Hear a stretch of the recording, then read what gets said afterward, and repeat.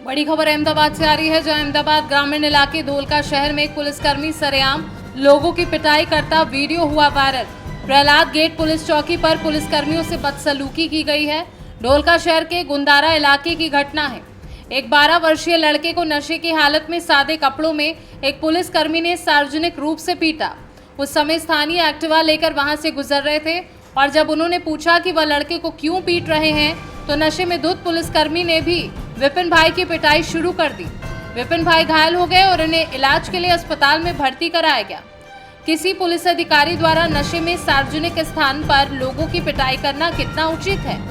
शिकायतकर्ता ने रात में ही धोलका थाने में पुलिसकर्मियों के खिलाफ शिकायत दर्ज कराई है और एसपी से सख्त कार्यवाही की मांग की है।